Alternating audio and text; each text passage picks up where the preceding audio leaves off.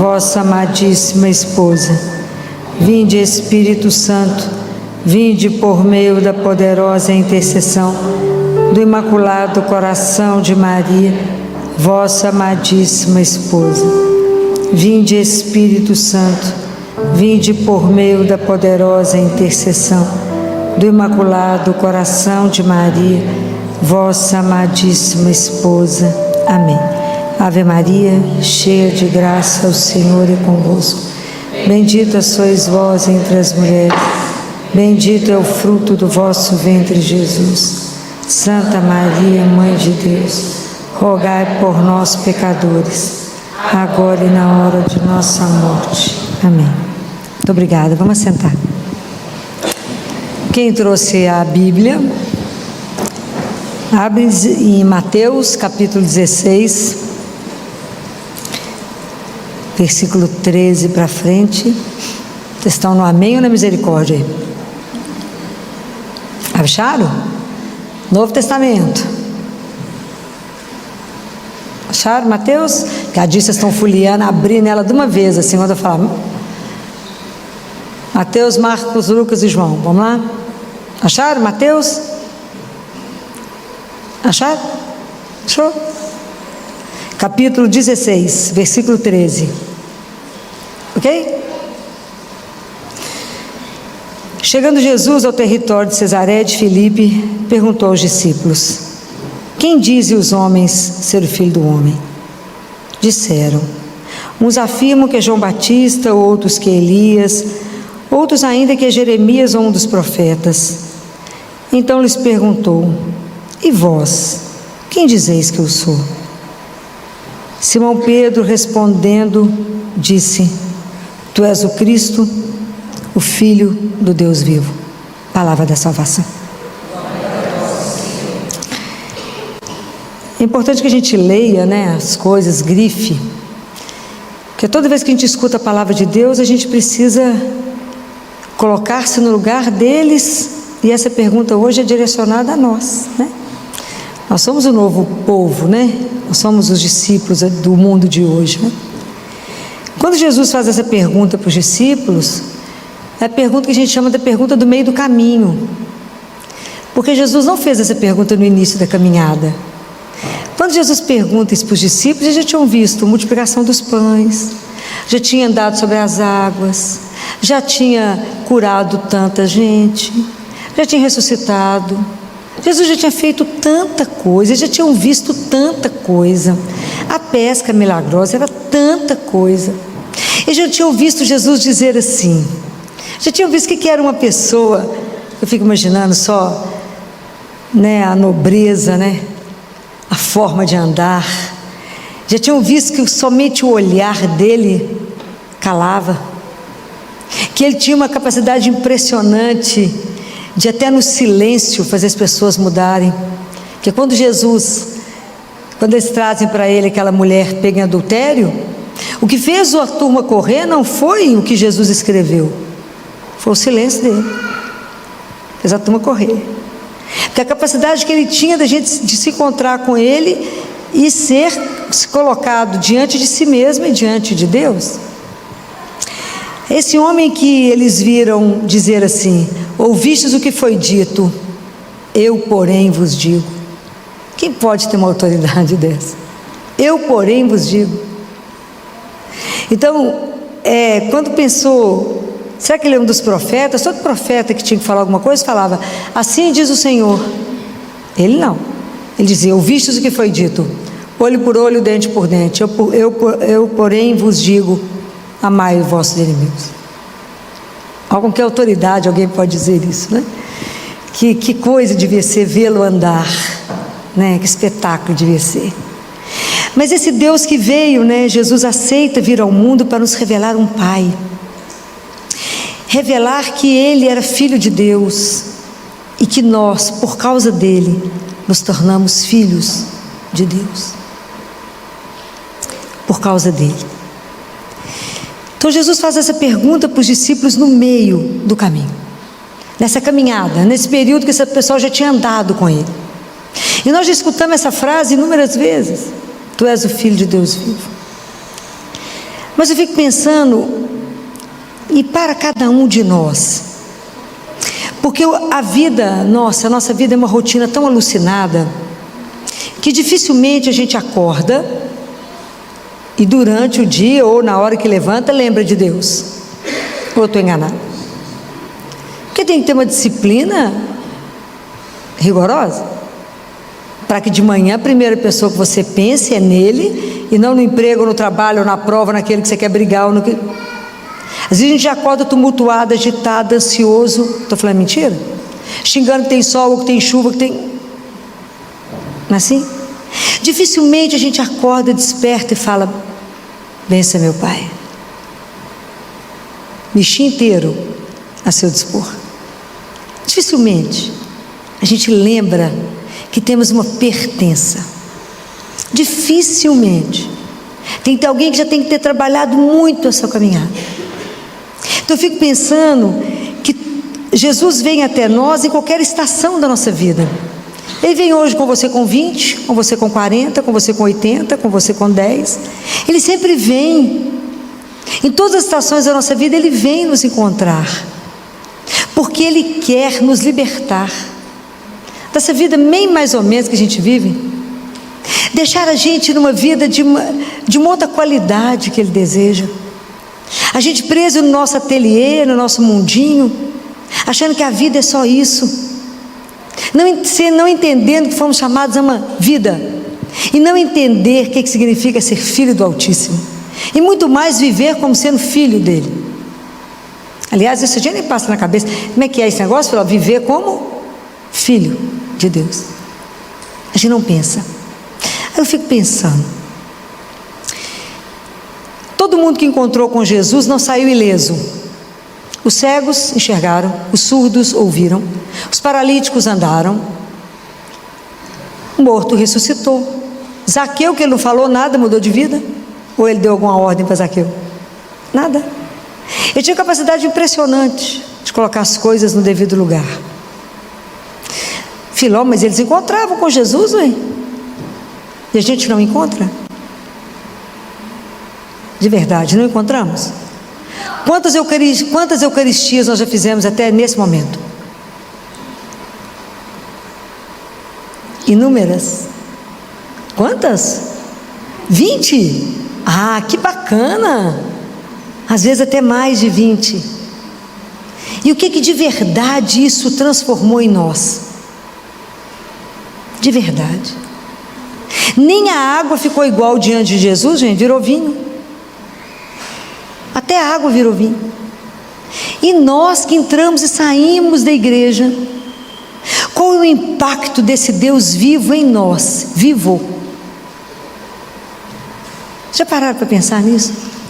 Se hoje eu leio a palavra e penso, de verdade, quem é Deus?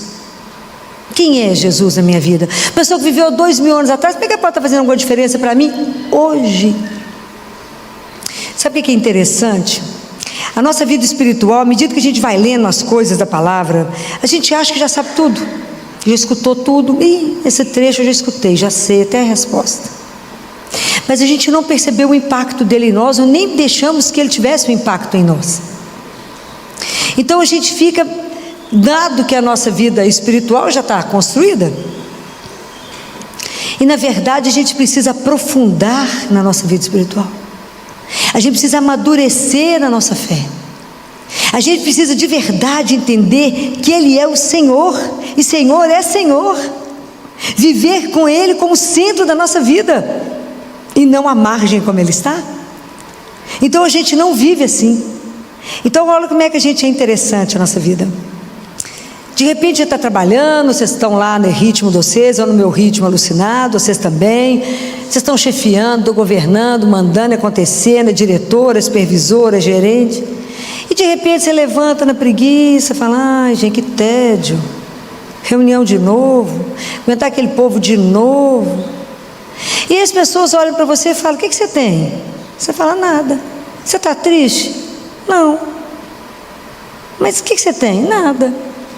Nada, como se fosse um amolecimento interior. A gente chama isso de assídia. É como se fosse uma preguiça. É aquela quando você não tem motivação, quando as coisas não te interessam, perde a alegria, perde o entusiasmo, vai vivendo por viver. Entusiasmo zero, sonho zero. É assim, vou levando. Desde quando Deus nos ensinou a ser assim? Trabalhamos sem nenhum entusiasmo, sem nenhuma alegria, sem nada, entramos e saímos dos lugares que estamos igualzinho. Você não deixou nenhuma marca legal em alguém, as pessoas não te viram e falaram: nossa, essa pessoa me contagiou. De onde que é essa alegria sua? Por que você está assim tão animada? Por que você tem essa preocupação em fazer o melhor? Por que a gente tem a preocupação de tudo que a gente faz fazer o melhor? O que o povo falava de Jesus? Esse homem faz tudo. Esse homem faz tudo o quê? Conta para mim. Direito? Isso mesmo. É porque esse homem faz tudo muito bem. Isso mesmo. Você está ensinando essa turma aqui. Esse homem faz tudo muito bem. Tudo que ele fazia era perfeito. Ele fazia bem todas as coisas. Será que o nosso trabalho também é feito assim? Porque o que nos motiva? Nós tínhamos que fazer a coisa para quem?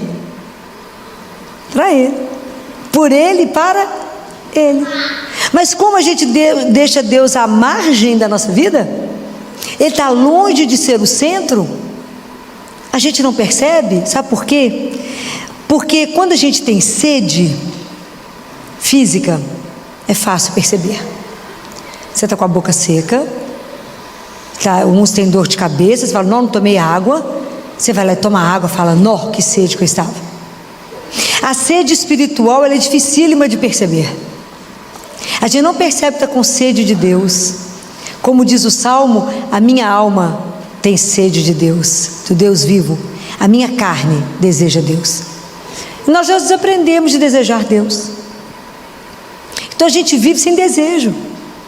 Se essa vontade de verdade de conviver com Ele hoje, vivo, de ver a experiência com Deus que eu chamo, Ele fala: oi, estou aqui. De dividir a sua vida com Ele, de entender que a vida espiritual não é um chapéu que está plainando em cima da cabeça de ninguém. Ela tem que estar aterrado na sua vida, na sua existência hoje.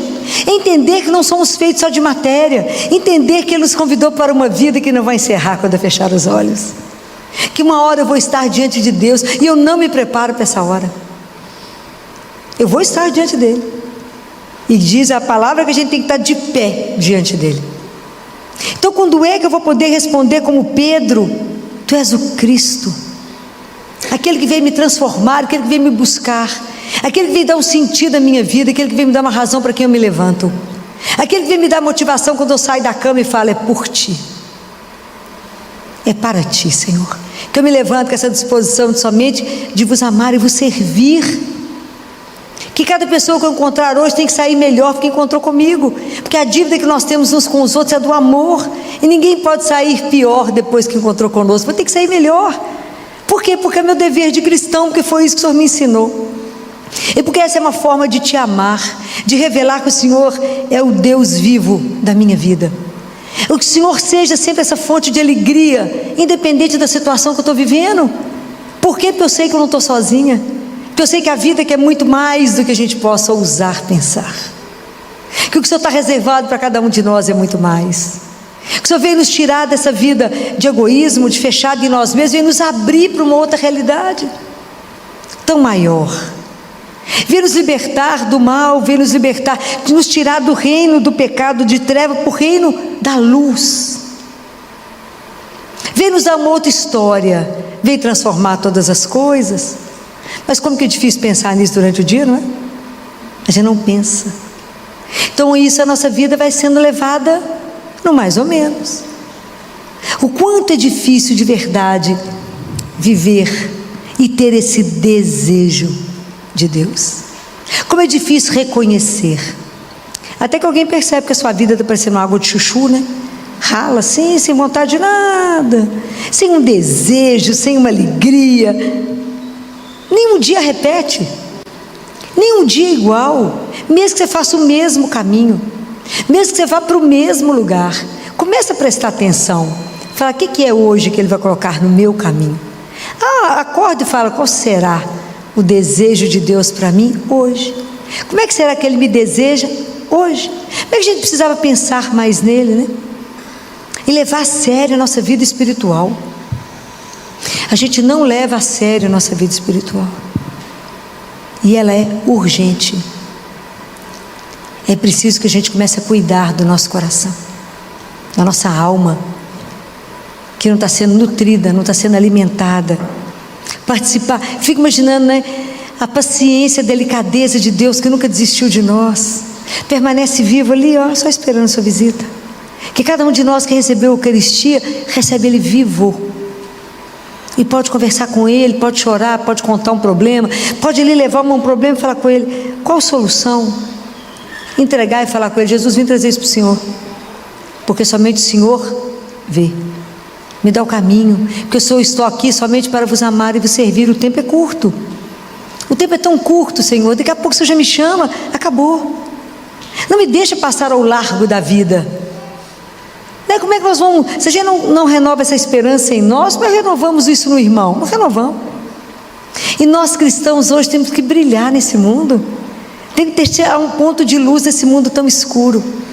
Não podemos ter medo. Jesus falou, não tenhais medo.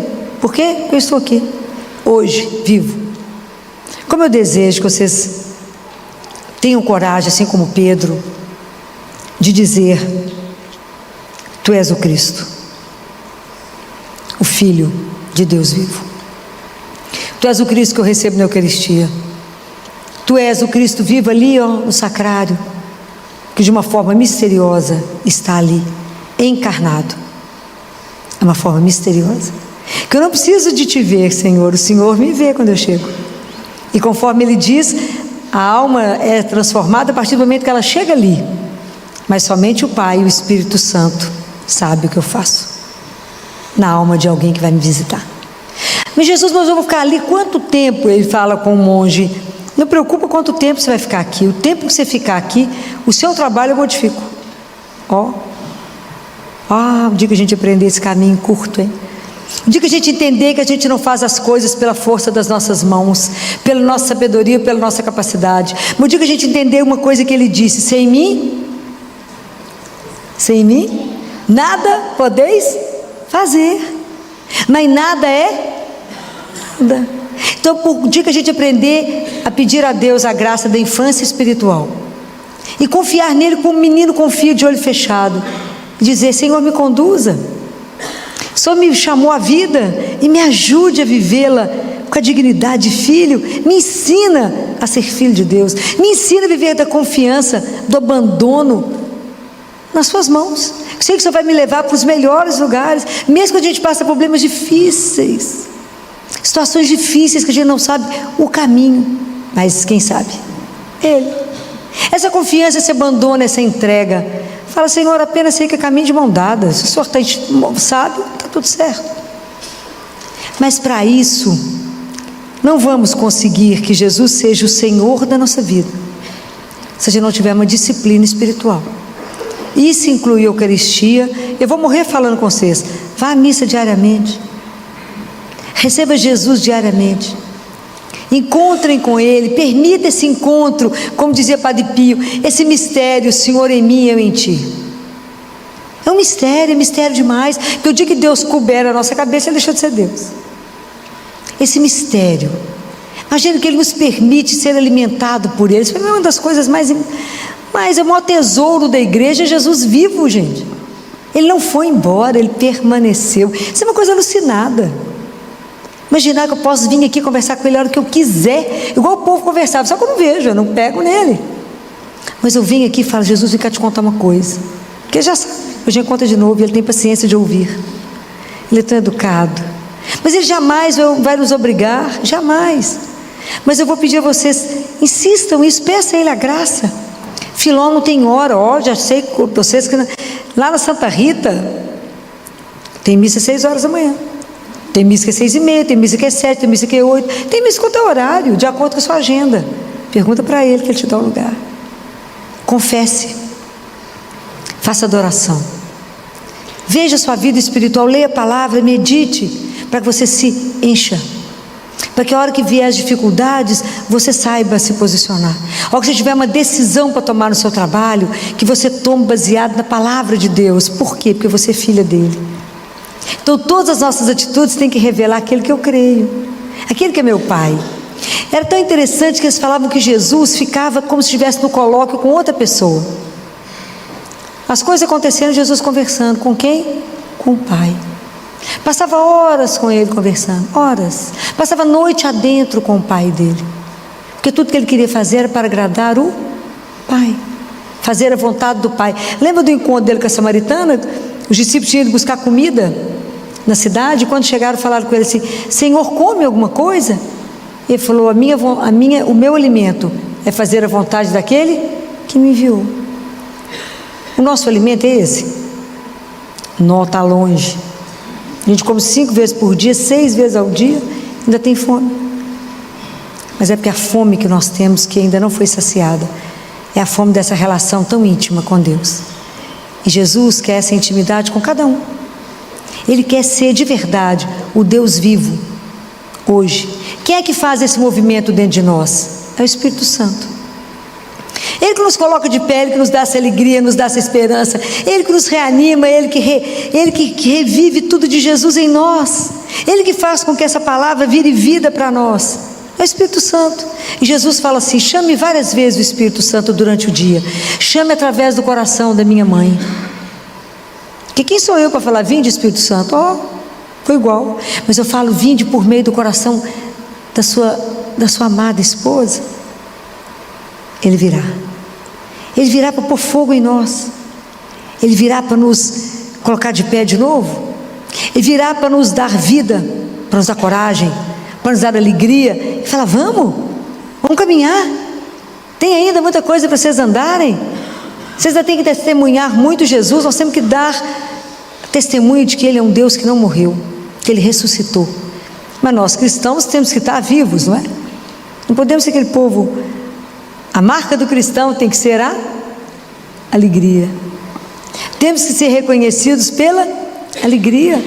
Eles têm que olhar e falar: gente, que povo é esse? Que felicidade é essa? Por que essa razão dessa alegria? Você está sabendo? Não, por causa de Jesus. Não está enxergando direito uma situação, fala que Jesus está precisando do colírio. Colírio que está descrito lá em Apocalipse, qual é? Qual que é o colírio que abre os nossos olhos para ver? O colírio tem um nome, está escrito. O colírio é Jesus. Só Ele abre os nossos olhos. Como eu desejo que vocês tenham essa relação tão íntima com Deus, que Ele seja o único amigo de vocês, aquele que nunca vai te abandonar, aquele que nunca vai te deixar na mão, aquele que nunca vai faltar, nunca, sempre estará à sua espera, sempre vai te esperar, sempre vai enxugar as suas lágrimas, sempre vai te dar uma solução, sempre vai te colocar no caminho de volta, que a gente volta para Ele todo dia igual filho pródigo, erra, peca, volta, Ele está esperando, não é assim? Mas que a gente volte, fala: Senhor, errei. Ele fala: que bom que você voltou. Ele não vai cobrar nada, Ele fala: que bom que você está aqui. Jesus, me ajuda no caminho, claro. Está aflito com o quê? Está com medo de quê? Está angustiado com o quê e por quê? Eu estou aqui. Como é difícil para nós assumir isso, né? Viver com esse Deus que se importa conosco. De verdade, Deus se importa com o detalhe do detalhe da sua vida. Ele se importa. Jesus não viu isso, eu te garanto que Ele viu. Não tem nada que passe despercebido aos olhos de Deus. Por causa de quê que eu posso falar isso? Por que eu posso afirmar isso? Arriscam? Por causa de quê? Por causa de quê? Fala, por que Jesus tem por nós? O que é a coisa mais linda que Ele tem por nós? O amor.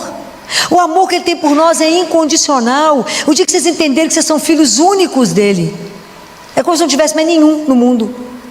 Mas a gente não usufrui disso e prefere ficar ali sofrendo, angustiado, pedindo opinião para os outros. Vai pedir opinião para Ele. Faz Jesus vir te contar mais um para você poder resolver o que é para fazer.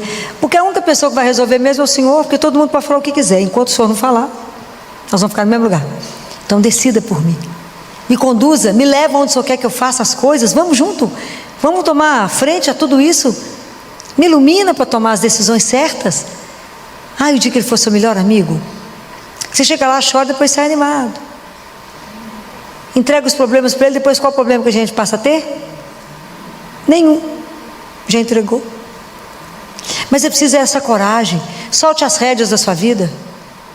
Deixa aquele que é vivo dirigir. Você vai ficar impressionado com o que ele fará. Não tenha medo. Se solte em Deus, se abandone nele. Fala: Jesus, eu quero viver de verdade. Essas histórias que a Filó conta. Eu quero viver de verdade como filho do Altíssimo. O pessoal fala: Filó, é verdade. É verdade. Vai lá e conta uma coisa para vocês poderem ver e deixa ele fazer. É impressionante. Aliás, é maravilhoso. Deixa a gente sem fala. Você fala uma coisa para ele e fala: Senhor, me ajuda. Às vezes muita coisa nem acabou de falar, a solução já teve. Abandona, é igual um menino. Mas não leve soluções para ele. Leve os problemas. Olha que coisa difícil, olha que proposta indecente uma proposta dessa. Traga para mim os seus problemas, a solução eu as tenho.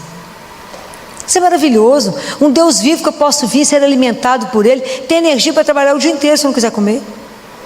É um corpo que me carrega. Esse Deus que nos sustenta, isso é uma coisa maravilhosa, mas nós temos que começar a viver dele, por ele, para ele, com ele e nele.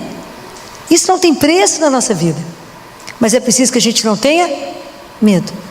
Quanto mais vocês se entregarem a Deus, mais vocês terão.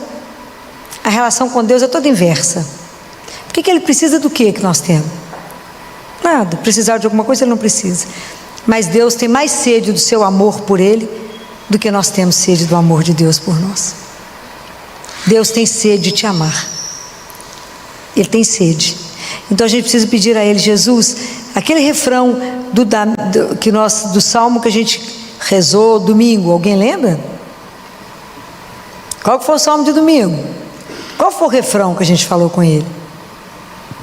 A gente pede a ele aqui que ele não deixe essa obra que ele começou inacabada. Nós somos obra das mãos de Deus.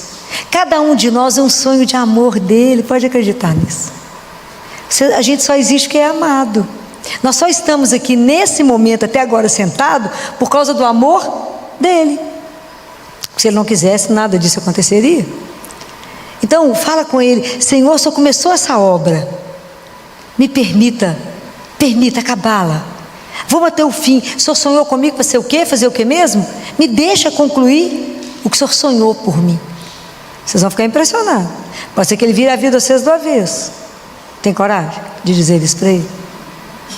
Tem que ter. Fala que Jesus, aproveita enquanto eu ando, falo, escuto e enxergo, para o Senhor poder terminar o que o Senhor começou. Não deixa eu ir embora sem concluir o que eu vim fazer. Não deixa.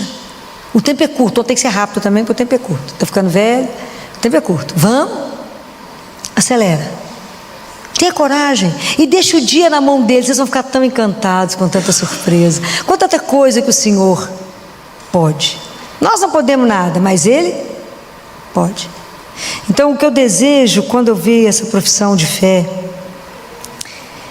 é que Jesus possa de verdade ser Deus vivo na sua vida.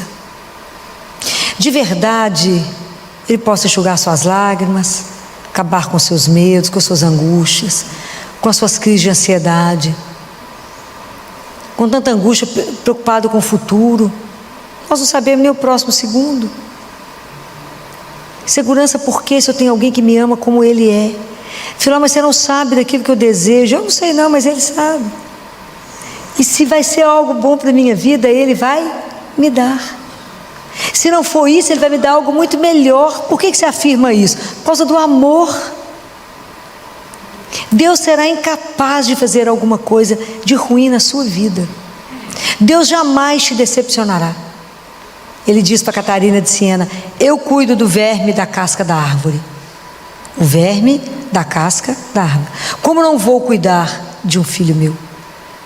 Como eu posso decepcionar o meu filho que confia em mim? Pensar nisso? Como eu posso decepcionar um filho que confia em mim? Como eu posso? Então aprenda a viver na confiança. Igual menino confia. Igual menino que tem certeza que pediu, vai ter. Já agradeça. Fala: vem cá te trazer um negócio para poder resolver para mim. Vai trazendo tudo para ele, é uma beleza, aí você fica leve. Vinde a mim todos vós que estáis cansados, eu vos aliviarei. porque o meu fardo é leve. É leve. Quem carrega por nós? A gente é que tem ilusão que faz alguma coisa, Deus é que faz tudo. Dividam isso com o Senhor. Aprendam como eu gostaria de ter tempo de sentar com vocês, para a gente conversar tantas horas sobre a beleza desse Deus vivo, para que você nada coloque entre você e Deus, e que nada te impeça de fazer uma entrega definitiva a Ele. Se entregue e fala: Senhor, eu quero viver essa experiência de um Deus vivo, do Senhor que viveu lá e que permanece aqui, que não nos abandonou, que sabia que a gente não ia ter força para chegar no caminho. Já contei isso para vocês, que isso é uma visão dos místicos, que na hora que depois que Jesus termina de lavar os pés dos discípulos, que ele veste de novo a túnica, quando ele assenta à mesa, diz que os anjos ficam paralisados, que ele chama o Pai, e ninguém imagina, e ele pega o pão e pede ao Pai permissão para ficar em cada pedaço de pão, em cada gota de vinho. E ele falava: eu preciso permanecer com eles, porque se eu for, eles não conseguirão voltar para casa. Pode imaginar que amor é esse? Eu não posso ir, eu preciso ficar. Diz que os anjos ficam paralisados com o pedido que ele está fazendo, para que ele permaneça em cada migalha de pão, em cada gota de vinho, ele esteja inteiro para ser o nosso alimento, o nosso sustento, o amor da nossa vida. Até a gente poder dizer: Ele é o meu amor, Ele é aquele que me basta. Tudo passa, Deus permanece. Esse que preocupa comigo, com cada detalhe, que sabe por que você chora, né? Que vai consolar suas lágrimas, que vai ter a solução daquilo que te angustia. Esse Deus que põe no colo, que carrega quando está pesado, que fala: estou aqui, não perturbe o vosso coração. Essa frase é de matar. Credes em Deus e crede em mim, não perturbe o vosso coração. Eu não fui, eu permaneço. Nós temos muitos tesouros na igreja. Não abandone o maior tesouro da nossa vida, que é Jesus vivo. Venha vê-lo várias vezes, aqui no sacrário, aonde vocês puderem ir, na igreja que vocês passarem perto, entra, fala, o tempo está corrido, chega lá e fala: vim só te dar um beijo, e sai. Se o tempo é só de um beijo, você não imagina o que você vai ganhar naquele beijo. Ela fala: vim só te dar um beijinho e estou saindo. É assim, é na corrida, na hora que pode. Quando eu trabalhava sábado e domingo, às vezes no domingo, como eu não conseguia a missa antes, eu ia para Boa Viagem fazer adoração, e às vezes o tempo era muito curto, e às vezes eu estava atrasado, chegava lá, o porteiro falava comigo assim: você veio assistir missa? Está muito cedo. Eu falava: não vim para a missa. Uai, então você veio? Eu falei: eu só vim dar um beijo em Jesus, eu tenho que trabalhar. Ah, então você veio para a feira? Não vim para a feira. Então você veio? Eu falei: é só para dar um beijo em Jesus? Aí por fim, quando eu chegava, ele falava comigo assim: você é aquela do beijo? Eu falei: eu sou aquela do beijo. Eu vim só dar um beijo nele e levá-lo para trabalhar, é só isso. É só dar um beijo, dizer: vim te ver antes de começar o dia, para que o Senhor vá comigo, para que o Senhor me ajude a revelar aos meus irmãos que não estamos só, que então por isso nós temos que caminhar com alegria, na certeza de uma presença que nos transforma. Que as nossas próximas Eucaristias possam nos dar a graça de verdade, ter um encontro. Na hora que você receber a Eucaristia, fala: Jesus, eu quero ser transformada, como até nem a água te passou ilesa e virou vinho. Não me deixe receber uma Eucaristia em vão. Eu quero de verdade ser transformada. Eu falo que os santos de Deus era uma coisa tão impressionante, que São Bernardo um dia estava rezando, São Bernardo de Claraval, antes de celebrar a missa. Aí ele olhou para dentro da igreja e viu aquela multidão de anjos chegando dentro da igreja, e os anjos paravam um do lado de cada fiel, e abriam um livro e começavam a escrever. Ele falou: uai, além dele ver os anjos, eles conversavam, né? O que vocês estão fazendo? Ele falou: não, a gente escreve em ouro para aqueles que estão rezando com muito amor. A gente escreve de prata para aqueles que rezam com fé. A gente escreve com tinta para os que estão prestando atenção naquilo que estão falando, que a gente reza sem saber o que está falando. E a gente escreve com água para aqueles que só rezam com os lábios. Então, que Deus nos dê a graça de cada Eucaristia ser um encontro, que Ele de verdade não permita que a gente permaneça cego, surdo e coxo, mas que Ele nos coloque a caminho e faça de cada um de nós, de verdade, um verdadeiro discípulo que possa anunciar o nome dEle a todos aqueles que não o conhecem ainda. Louvado seja nosso Senhor Jesus Cristo. Para sempre seja louvado. Eu te convido a ficar de pé e a fechar os seus olhos. Todas as vezes que na Bíblia vocês virem Jesus contando uma parábola, essa parábola é para nós, né? É sempre o personagem ali, somos nós.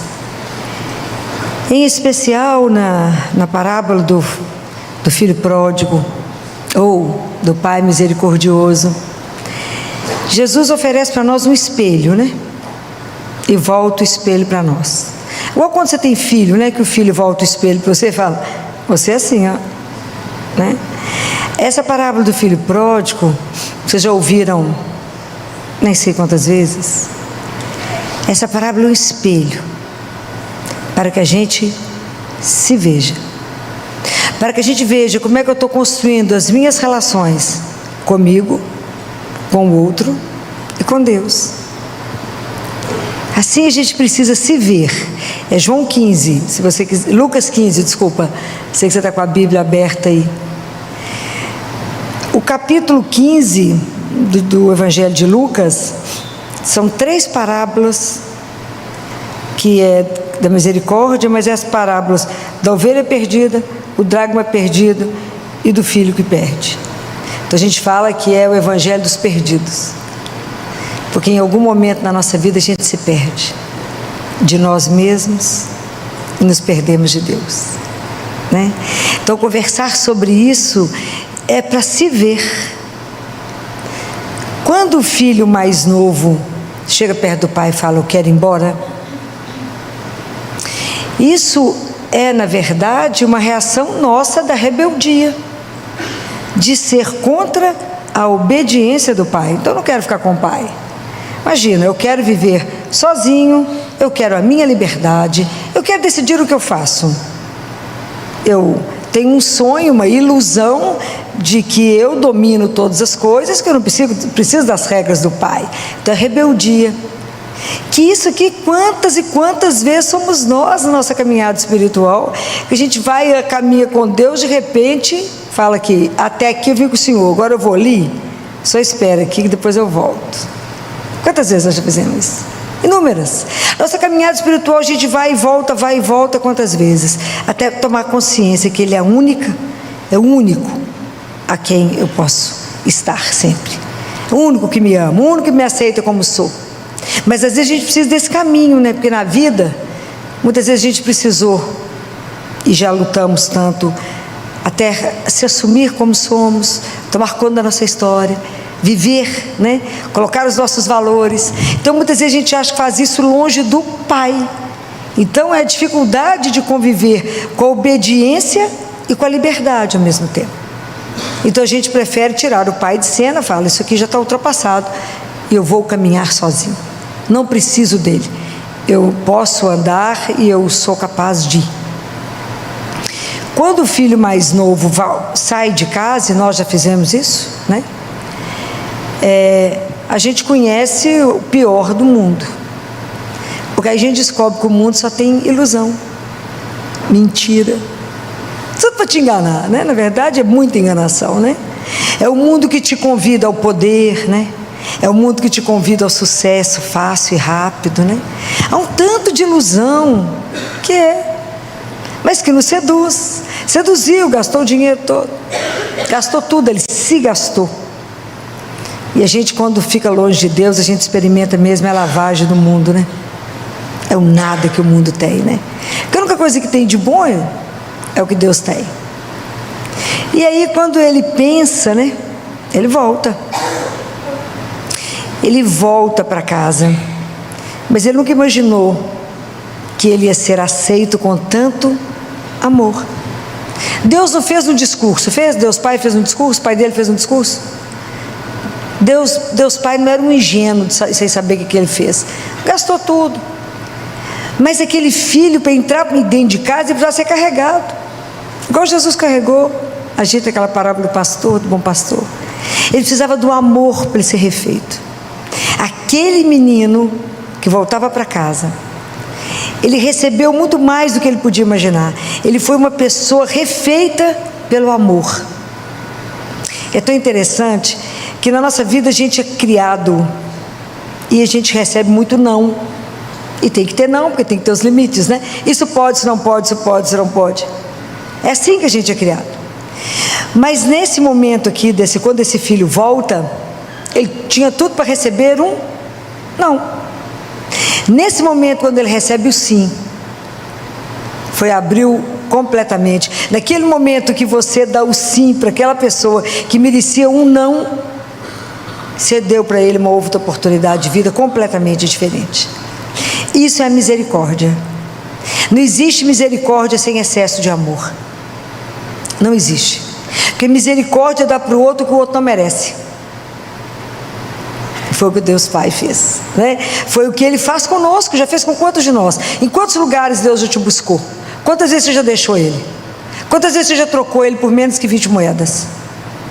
Quantas vezes você falou, não, o Senhor não quer isso, está dizendo aqui nos seus mandamentos que não pode fazer isso, mas eu quero fazer isso. É quando eu saio, né, quando eu entro naquela ilusão do ego autocentrado, eu sou autocentrada, e dividir isso com Deus. Imagina se eu vou deixar Ele ser o Senhor. Eu é que mando, eu que sou a senhora da minha vida, eu que faço o que eu quero, não estou pedindo opinião. Não é assim? Quantas vezes nós já fizemos isso? Inúmeras.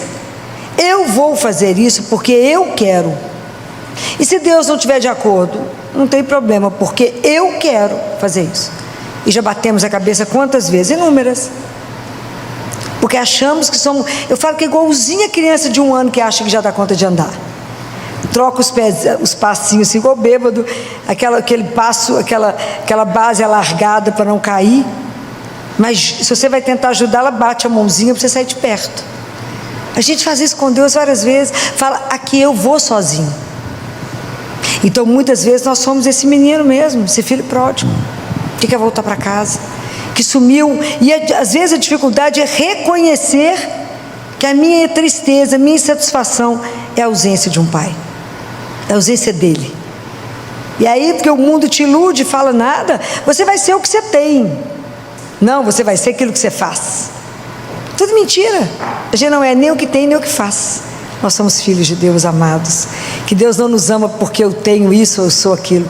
Ele nos ama porque Ele nos criou por amor. Cada um de nós é a criança amada dEle, é a criança predileta dEle. Quando a gente não entender isso, que cada um de nós é o filho predileto.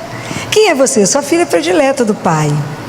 É amor incondicional. Nós não conhecemos isso. A gente conhece o amor do mundo, mas o amor de Deus a gente tem dificuldade de conhecer. Mas às vezes a gente, na verdade, a gente é igual o filho mais velho, que é o filho do ressentimento, o filho ressentido com o pai. É o filho que está em casa, mas não está em casa. Está em casa, mas é aquele filho que tem uma dificuldade imensa de confiar em Deus.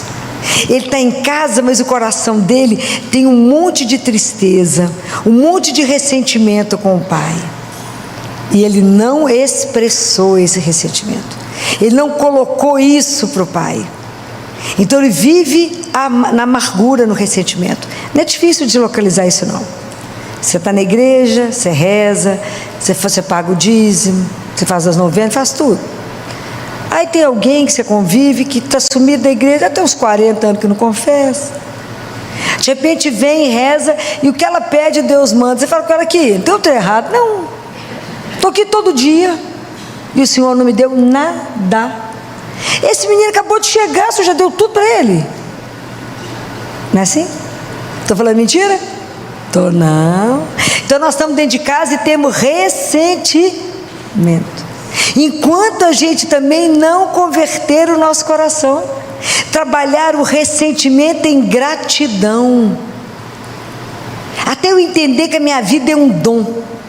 É um presente, nós somos convidados à vida. Gente, eu acho uma coisa extraordinária, vocês não acham não? A gente podia não ter existido. Ele nos convidou à vida. A vida que não vai acabar, eterna. Isso é uma coisa extraordinária, que a gente não tem noção do que está guardado para nós. É extraordinário. Ele me convidou à vida, podia não ter convidado. Me chamou para viver, me fez de cada um de nós um filho único dele. Ele falou com o filho mais velho: mas tudo que é meu é seu. O que ele guardou para ele? Nada. Deu tudo que o outro pediu, pode ir embora, gastou tudo. Falou: meu filho, mas tudo que é meu é seu. Mas o filho estava ressentido. Então o filho não vivia da confiança, não vivia da gratidão, estava sempre ressentido, não tinha aprendido o que era ter generosidade. O que é generosidade? A palavra generosidade tem uma raiz que chama gene. Gene é igual. Então nós somos da mesma linhagem, somos todos iguais. Então nós somos irmãos. E até entender isso. Então nós vivemos no mundo da competição. Mas só deu aquilo para ele, mas o meu pai gosta mais daquele outro. Não é assim dentro de casa? Minha mãe tem preferência por amor de outro. O pai gosta do fulano, não gosta do ciclano, não é assim? E a gente transporta isso para ele. Até entendermos, ele não entrou em casa. O pai falou: entra. Quando Jesus nos convida a rezar, ele fala: entra. É tão interessante, porque todos os 3 evangelhos, Deus convida a uma alegria. Alegrai-vos. Alegrai-vos porque ele estava morto e voltou à vida. E Deus não se alegrou porque houve conversão de um tanto de gente. A alegria de Deus é porque um filho tinha voltado. Um filho. Nós já perdemos o hábito de descobrir alegria nas pequenas coisas. Nós estamos tão acostumados a ler tragédia, a esperar notícia ruim, que a gente não sabe mais se alegrar de ver uma flor linda assim, de ver o sorriso de uma criança, de uma gargalhada de uma criança, de se alegrar com uma coisa tão pequena. Perdemos essa pureza, não sabemos mais nos alegrar. Mas só vai cuidar bem desse menino que chegou agora? Só vai dar tudo para ele? Ele vira filho igual eu? Mas eu estava fazendo tudo. Então ele estava dentro de casa, mas ele era escravo. Ele não aprendeu a liberdade de filho de Deus. Porque Deus é uma coisa tão impressionante, que ele se permite arriscar com a nossa liberdade. Ele nos cria, nos ama e fala: pode fazer o que você quiser, inclusive eu posso te perder, porque você pode não querer voltar. Mas ele arrisca, porque ele não nos prende. Porque não tem jeito de você prender amor você não prende. Ninguém pode me obrigar a te amar, nem posso obrigar que você me ame. Por isso que é a coisa mais livre que une uma pessoa a outra. Você está com o outro por amor. Então como é que eu volto para o pai? Se Deus precisasse de filho escravo, ele pegava as pedras e transformava em filho. Mas ele nos deu a capacidade de escolha. Isso é extraordinário. Então você pode conhecer o mundo, fazer o que você quiser, do jeito que você quiser. Quando você voltar, Deus nem esperou ele acabar de chegar, ele foi atrás dele para abraçá-lo, carregá-lo, beijá-lo. Perguntou para ele o que ele fez, cobrou dele, falou: agora você volta? Não estamos acostumados com esse amor. E não estamos acostumados, porque às vezes nós estamos dentro da igreja, mas não vivemos esse abandono, essa confiança nesse amor, essa entrega nesse amor. Então o filho mais novo, o filho mais velho, para que ele se converta, ele tem que trabalhar nele a compaixão, ele tem que aprender a generosidade e a confiança em Deus. Se ele não trabalhar isso, às vezes é em nós estamos amarrados em tanto ressentimento, em tanta coisa que está dentro de nós, que a gente não consegue andar. Eu estou magoada com Deus porque levou minha mãe, estou chateada com Deus porque levou meu pai, estou chateada com Deus porque a culpa de tudo que acontece é de Deus. Eu estou chateada porque Ele não me deu isso, porque Ele não me deu aquilo. Então nós esquecemos da gratidão. Nós só olhamos as outras coisas e culpamos Deus de tudo. Como que a gente precisa aprender a se abrir a Ele, né? A se abrir ao Pai, a Deus Pai, se abrir a Jesus e falar das coisas que nos incomodam. Reconciliai-vos, diz São Paulo. Eu te peço, reconciliai-vos com você mesmo, com Deus e com o irmão. O que está errado? O que está amarrado em você que você não anda? O que está te impedindo na sua vida espiritual? Tem um espelho aí para te olhar. Pede a Ele: Senhor, aonde eu estou vivendo o ressentimento que me dá medo e que eu não progrido? Eu estou paralisada nesse ressentimento. Que às vezes eu estou igual o filho mais velho, ressentido com o pai. Nós temos que transformar o ressentimento em gratidão. Isso é um caminho. Mas na verdade, essa parábola ela vai mais longe. Porque essa parábola ela não podia ficar só nisso. Deus ser o filho mais novo ou o filho mais velho. Porque dentro de nós tem sentimentos bons e ruins. Uma hora eu abandono a Deus, outra hora eu volto. Uma hora eu estou como filho ressentido, outra hora eu já aprendi alguma coisa da gratidão. Nós temos dentro de nós luz e treva. Nós temos. Isso faz parte do ser humano. Quanta coisa dentro de nós que Deus tem que curar. Quantas dores, gente. Às vezes dentro de nós tem dores tão profundas que deixa a nossa superfície da nossa vida meio tumultuada. Tem fraturas de alma que Deus precisa curar. É somente esse amor misericordioso dele que pode nos curar. Mais nada pode nos curar a não ser o amor dele. Por isso que a gente tem que ficar nu diante dele e falar: olha aqui, eu estou ressentido porque mostra para mim onde é que está a minha dor tão oculta, tão guardada. Às vezes foi lá intraútero. Às vezes eu fui gerada com um sentimento que naquele momento eu não era uma pessoa querida, desejada para estar aqui. Então até eu entender que eu sou, lembre disso, eu sou a criança querida do meu pai. Isso vai nos curar de muita coisa, mas é muita coisa. Mas ao mesmo tempo eu tenho que entender que nessa parábola ela tem um convite maior. Vocês sabem qual é? Vocês perceberam? Vocês leram tanto, ouviram tanto. Tem um convite maior. Qual é esse convite? Sabe? Nem lembram? Ninguém comentou que tem um convite maior? Eu já me vi como filho mais novo, que sai de casa e abandona o pai. E acho que o mundo é muito mais interessante, vou viver uma liberdade. Sou autocentrado, não preciso do pai. Dou conta do meu caminho, não preciso de opinião. Mas eu estou dentro de casa também e posso estar ressentido com meu pai e não viver a presença do meu pai, não estar entregue ao meu pai, não viver com a liberdade infinita. Mas tem um caminho a mais, é se tornar como o pai. Esse é o grande desafio. Porque o que é difícil se tornar como o pai? Jesus falou para nós uma frase, alguém se lembra? Jesus fala assim, vou começar e vocês vão completar: sede como vosso pai é misericordioso. Pode imaginar o que é isso? Misericórdia é um amor em excesso. Sede misericordiosos como vosso pai é misericordioso. Então nós podemos até fazer o bem, podemos fazer a justiça, podemos fazer tudo o que é certo, mas se a gente não experimentar o que é a misericórdia, nós nunca vamos entender o que é esse evangelho.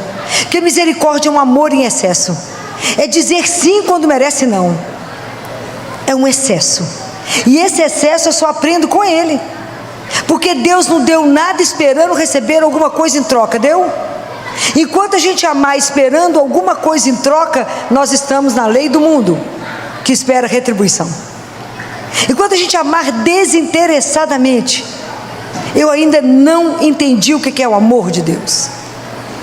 Eu amo por amor, eu amo porque eu preciso amar, eu amo porque eu entendo que a única coisa que vai curar aquela pessoa, que eu vou ver a ferida do outro, sem que você precise me dizer.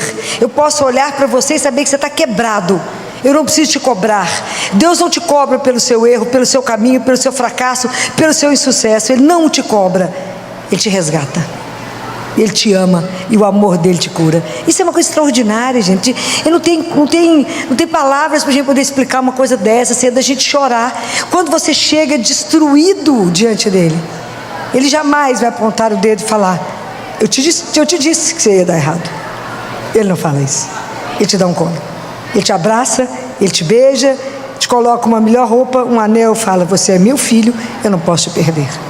Isso é extraordinário. Um Deus desse, assim, quando é que nós vamos aprender a amar como esse pai? a ter compaixão como esse Pai, da nossa miséria. Ele tem compaixão da nossa miséria. Então nós temos que aprender a ver a dor do outro e não de colocar dor na dor, mas curar com amor. Isso é o Pai, isso é a ação do nosso Pai. Então, na verdade, Jesus é o grande Filho de Deus, porque Ele deixou a casa do Pai, ok?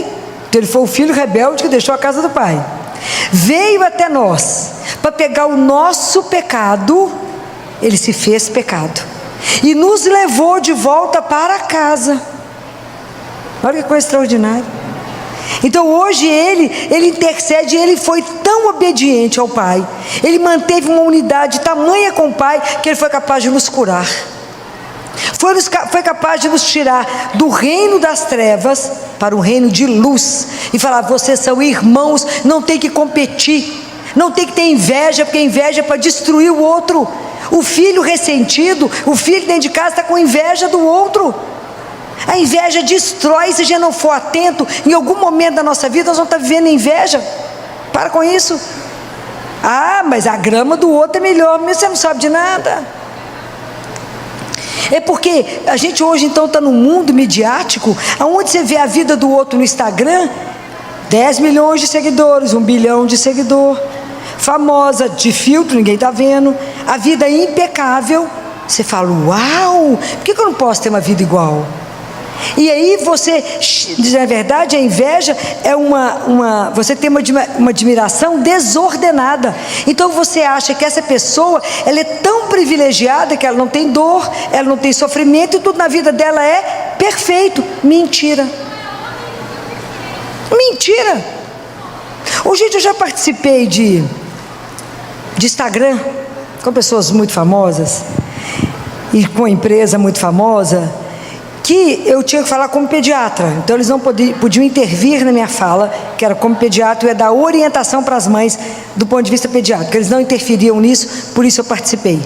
Mas a pessoa que ia estar comigo, nós fizemos alguns ensaios.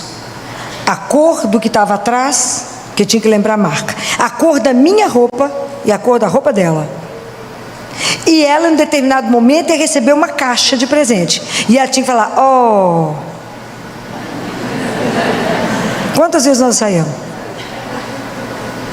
Para na hora aparecer uma, oh, surpresa para o povo. Nós somos tudo enganados, gente. É um tanto de mentira. Eu falo com o povo lá que é de bobagem, que tudo um tanto de mentira. Único verdadeiro esse aqui. Escondeu nada. Nada. E a única verdade é porque Ele é amor e te ama e quer te amar para sempre. E Ele quer você coladinho nele para sempre. Por quê? Fala: porque eu sou criança amada do meu Pai. Pode repetir isso várias vezes. Mãe, se você estiver tristinha, não fique triste. Fala assim: eu sou criança amada do meu Pai. Ele vai me dar tudo que for bom para a minha salvação. Então Jesus veio nos ensinar que Ele é o Filho do Pai, que saiu de lá para nos buscar, pegou o nosso pecado, nos devolveu tudo para casa, e veio nos ensinar a ser como o Pai, porque Ele era assim com o Pai, porque nele está toda a plenitude do Pai, toda a graça do Pai, todo o conhecimento do Pai. É tão fundido que o Filipe falou com ele: Jesus nos mostra o Pai. E o que Jesus respondeu? Vai falar.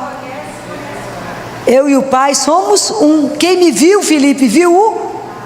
Como é que nós vamos nos tornar o Pai? Luta. Tá, Jesus de vilão, não vou dar conta disso não, mãe. Nem eu. Mas tem 3 coisas que a gente precisa aprender.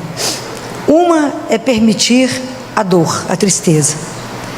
Não a tristeza pela tristeza, mas a tristeza de ver a liberdade do homem gerando uma coisa tão dolorosa que é o quê? Pecado.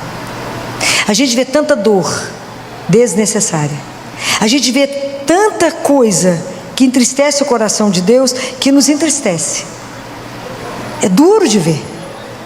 É muito ruim de ver. Tanta coisa que você fala: mas por que tomou esse caminho que gerou tanta dor e sofrimento? Para quê? Se Deus nos fez irmãos. Então para que eu preciso roubar, matar, abusar? Para que eu preciso tirar o tapete do outro? Por que eu não posso acolher? Por que não? Então a gente vê tanto sofrimento desnecessário. Por que eu preciso trair? Conversa, fala que não vai dar mais, ok. Ninguém é obrigado a permanecer. Mas por que não ser verdadeiro? Por que trair? Por que mentir? Para quê? Quanto sofrimento desnecessário. Então às vezes a gente vê tanta dor e chora. Chora. Eu já falei que o dia que eu perder a capacidade de chorar, estou errado. Quanta coisa você vê, você fala, mas para que tanta maldade? Tanta maldade, para quê? A outra coisa que eu preciso entender de Deus é o perdão. Perdão não é fácil. Perdoar do fundo da minha alma, porque às vezes eu perdoo, mas eu fico cheio de ressentimento na alma, né? E quando eu tenho que perdoar inteiro, como o Pai perdoa cada um de nós. Porque se Deus fosse computar tudo, a gente podia desistir, virar tudo pó, falar, vamos largar o negócio, porque não dá certo. Mas Ele perdoa generosamente, Ele esquece, Ele nos abraça, Ele nos leva de volta. E a gente precisa aprender a perdoar, porque a gente ainda reza o Pai Nosso, fala assim, perdoai as nossas ofensas assim como nós perdoamos. Não, dá uma condição para Ele, só me perdoa assim como eu perdoo. Ó, ilusão, como é que a gente reza isso? Então é preciso pedir a Ele a graça. Já falei com vocês, que o que me ensina muito, que me ajuda muito a perdoar é pensar na hora da minha morte. Fala, se eu ficar com ressentimento, bobagem, isso vai me atrapalhar lá na hora da morte. Não vou ter que ficar mais um tempo no purgatório, não. Vamos resolver esse negócio de uma vez? Bobagem, tudo irmãozinho mesmo, tudo é pó. Então vamos aprender a pedir a Ele um coração largo. Santo Agostinho fala isso de uma forma tão linda. Ele fala que Deus nos fez para coisas tão grandes, mas tão grande que já não tem noção. Então por que a gente não consegue compreender tanto mistério? Porque o nosso coração é estreito e o nosso coração precisa se alargar para acolher o mistério de Deus por nós. Gente, é uma coisa extraordinária. O amor dele por nós é extraordinário. Então a gente precisa aprender a chorar os pecados do mundo, a perdoar e a sermos generosos. Cuida do seu irmão, mate a fome, alimenta. Falou, mas eu vou perdoar quantas vezes? Quantas necessárias? Quantas vezes for necessário? Não vou dar conta, não é a gente que dá conta, não é a graça de Deus que dá conta em nós. Porque a gente é mal, né? Mas Deus não, Deus é bom. Deus é só amor, Deus é só misericórdia. Mas vamos pedir a Ele, me ajuda a ser generosa. Já aprendi que o gene pertence todo mundo à mesma família. Então me ajuda a ter generosidade com meu irmão. Não é só na época da quaresma, não. É toda hora que alguém precisar de mim. Que eu não espere nada em recompensa. Que eu não espere que o mundo me aplaude, que o mundo fale, não, como é que você é bacana, o que você fez. Não, me ajuda a fazer tudo escondido. Me ajuda a fazer com que só o Senhor veja. Me ajuda, Senhor, eu quero passar escondido nesse mundo. Me ajuda a amar o meu inimigo. O Senhor falou, amo o seu inimigo. Senão você faz qual diferença? Nenhuma. É fácil? Claro que não, só estou falando coisa fácil para nós. Nenhuma coisa fácil. Mas senão não seria o trabalho de Deus em nós. Quando Jesus veio nos ensinar, fala que a meta de vocês é ser o Pai. Vocês têm que ser misericordiosos. Vocês têm que ser generosos. Como é que eu vou reter? Fala, não, isso aqui eu te dou ou não te dou. Deus tem assim? Não, Deus é abundante.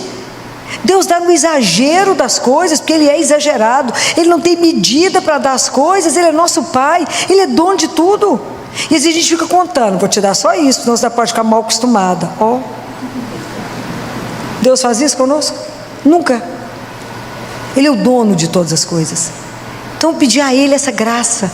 Vamos pedir a Ele hoje que olhe para nós, a nossa miséria, que hoje nós temos, então, mais uma vez, olhando essa parábola como um espelho voltado para nós, e que Ele olhe para nós hoje, por intercessão de Nossa Senhora, que Ele olhe para a vida de cada um, e veja cada vez que eu estou querendo escapar dEle. Espera que eu vou dar uma voltinha ali, depois eu volto. Aonde você está querendo escapar de mim? Por que você quer ir embora? E Ele não vai impedir, Ele vai te esperar. Isso é extraordinário. Sabe que Deus me aguarda, minha emoção. A gente fica doido para voltar para casa, né? Não pode acelerar, mas a gente fica doido para voltar. Sabe que Ele espera, que cada filho é querido. Então eu não preciso ter inveja de ninguém, não preciso me comparar para ninguém, porque eu sou a única. Ele sabe quantos fios de cabelo você tem. Só Ele sabe.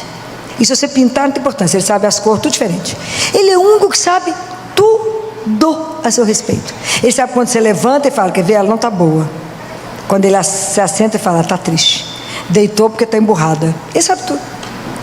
Tudo. Antes que você abra a boca, ele já sabe. O amor dele por nós é um amor que nos faz chorar. Porque ele nos aceita do jeito que a gente está. Mas Deus não se conforma com a perda da nossa luz. E Ele quer nos transformar naquilo que Ele sonhou quando Ele nos colocou na mão pela primeira vez. Há um projeto de Deus na sua vida. Deus não nos fez e Ele não começou e não vai deixar nenhuma obra dele pela metade. Cada um de nós é uma obra de Deus única, e que nada é única, não tem repetição. Deus não repete, Ele não precisa disso. Então cada um de nós é uma obra única e Ele não vai deixar mal acabada, não vai deixar pela metade uma coisa que Ele começou. Podem ter certeza disso. Então nenhum de nós está só. Por mais dificuldade que eu esteja vivendo hoje, Ele não vai deixar no meio do caminho o que Ele já começou. Então vamos pedir a Ele, olha para mim, Senhor, aonde eu estou na minha vida espiritual, que às vezes eu nem quis voltar para casa ainda, ou às vezes eu estou sem coragem de voltar, ou às vezes eu estou dentro de casa, sempre tive, mas nunca confiei direito no Senhor, não acredito no seu amor, estou cheio de ressentimento, não consigo ter compaixão, não consigo me colocar no lugar do outro, não consigo, acho até que está fazendo muito bem feito acontecer aquilo com o outro, estou até achando bom, porque eu estou vingando, não consigo ter o seu olhar. Então me ajuda a olhar para o meu irmão com os seus olhos, me ajuda a olhar para a minha vida com os seus olhos, me ajuda, porque eu quero refletir na minha vida o Pai que eu tenho. Me ajuda, não me deixa ser, depois de tudo que Jesus viveu por cada um de nós, que lutou para nos levar de volta, não me deixe ser uma filha adotiva ingrata, mas uma filha que seja grata ao Pai, por tanto amor, por tanta doçura, por tanto cuidado. Deus cuida tanto, com tanta doçura, que eu falo que o amor, como diz São Paulo, o amor de Deus nos constrange, de tanto que Ele nos ama. Então a gente precisa aprender, mais do que amar o irmão, deixe ser amado por Deus, experimenta, o que é ser amada de verdade, o que é ser amado de verdade, deixa Deus te amar, deixa Deus cuidar de você, pede a Ele a graça de curar, de ser gente grande, fala com Ele, me deixa ser criança, que depende unicamente do Senhor, me ajuda a entender esse amor que é tão grande, que me preenche tanto, que eu não preciso sair para buscar nada fora, porque dentro de casa eu tenho tudo, absolutamente tudo, ao seu lado eu tenho absolutamente tudo, então não tem nada no mundo que possa me encantar ou me seduzir. Minha única sedução é ficar ali, ó, aos seus pés, mesmo que eu não te veja, mesmo que eu não veja nada, que não aconteça nada, que seja absolutamente árido, mas eu sei que o Senhor está ali vivo me vendo, e se eu estou ali com o Senhor vivo, eu tenho tudo, e se eu tenho tudo, o que me falta? Nada. Mas me ajuda, transforma meu coração, olha o que eu preciso das graças espirituais, para que de verdade nessa Páscoa eu viva uma conversão, e tenho uma única preocupação na minha vida, a revelar na minha vida o Pai, que não é meu, é nosso. Então eu tenho que revelar a doçura dEle, a generosidade dEle, a compaixão dEle, sem limite, e o amor dEle. O amor é a maior força capaz de mudar o mundo. Ela muda, ela transforma, ela cura, ela faz da pessoa um outro ser. É isso que Ele quer fazer na vida de cada um de nós. Não há nada hoje na sua vida que o amor de Deus não pode transformar. Não há nenhuma situação que seja impossível ao olhar de Deus. Se você chegou aqui e pensou, é impossível, te digo, aí começou a melhor parte. Agora começou o poder de Deus. E Ele sempre tem uma saída e uma solução extraordinária. Por quê? Porque Ele te ama. Porque você é a criança preferida do Pai eterno. Guardem isso, que vocês repitam isso para vocês inúmeras vezes. Eu sou a criança predileta do meu Pai. Então nada pode me faltar. Ninguém pode cuidar de mim como Ele. Ninguém pode me amar como Ele. E eu posso, com tanto amor que eu recebo, ser parecida com meu Pai. Que Deus, por intercessão de Nossa Senhora interceda por nós nessa noite, para que nos ajude a viver essa transformação que a palavra de Deus hoje nos pede. Louvado seja nosso Senhor.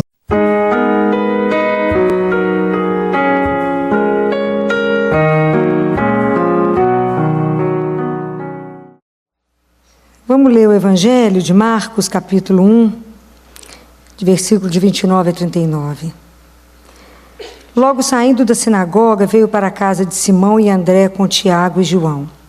A sogra de Simão estava acamada com febre e logo lhe falaram a respeito dela. Tendo-se aproximado, levantou-a, segurando-lhe a mão. A febre a deixou e ela o servia. Ao cair da tarde, quando declinou o sol, trouxeram até ele todos os que estavam mal e os endemoniados. A cidade inteira estava aglomerada à porta. Ele curou muitos que estavam mal de diversas enfermidades e expulsou muitos demônios, mas não permitia que os demônios falassem, porque o conheciam. Muito cedo, ainda escuro, tendo-se levantado, saiu e afastou-se para um lugar desértico e ali orava. Simão e os que estavam com ele o buscavam. Quando o encontraram, disseram-lhe: todos te procuram? Disse-lhes: vamos a outros lugares, às localidades vizinhas, para que também ali eu proclame, pois para isso saí. E foi proclamando nas sinagogas deles, por toda a Galileia, expulsando demônios. Palavra da salvação. Esse trecho do Evangelho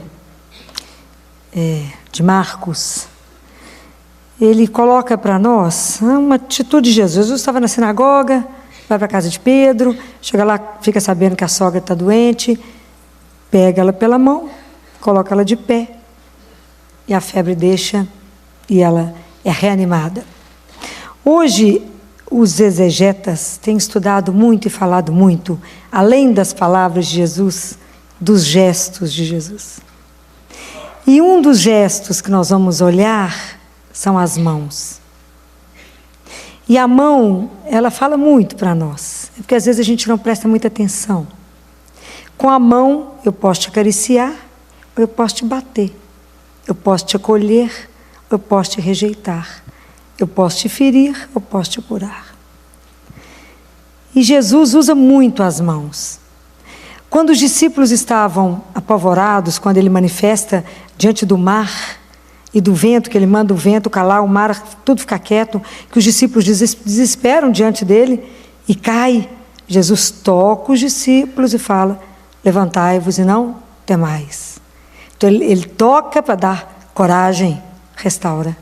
Com a sogra de Pedro, ele faz aquele gesto de intimidade. Ele chega, pega na mão, põe ela de pé, restaura, dá força, e de pé, continua. Quando Pedro quer andar sobre as águas e afunda, ele segura em Pedro, agarra a mão dele, levanta Pedro e fala: por que duvidastes, homem de pouca fé? Então, Jesus é sempre essa mão que nos põe de pé. Ele é sempre a mão de Deus a caminhar conosco. Que é tão lindo que quando você vai estudar sobre a mão em hebraico é traduzida pela letra Y, que é a primeira letra de Iavé. Aquele tetragrama que a gente não pronuncia, IHVH, a primeira letra é a letra que simboliza a mão. Porque Jesus, para nós, Ele é a mão de Deus, que Deus dá a todo ser humano que precisa de apoio, que precisa de uma companhia, que precisa de força, que precisa de uma coragem, precisa ser restaurado para estar de pé. Ele é a grande mão. Ele é a mão que está sobre a nossa mão. É aquela mão que nos sustenta, que nos protege, que nos guarda. É Ele. Jesus é essa mão de Deus. E essa é a grande experiência que nós cristãos precisamos fazer pela nossa vida até voltar para a casa do Pai. Entender que Jesus é a mão de Deus estendida para nos sustentar até chegar em casa. Nós precisamos de experimentar isso. O que é viver com Deus, sabendo, contando que Jesus é essa mão, que se eu estou no chão me põe de pé.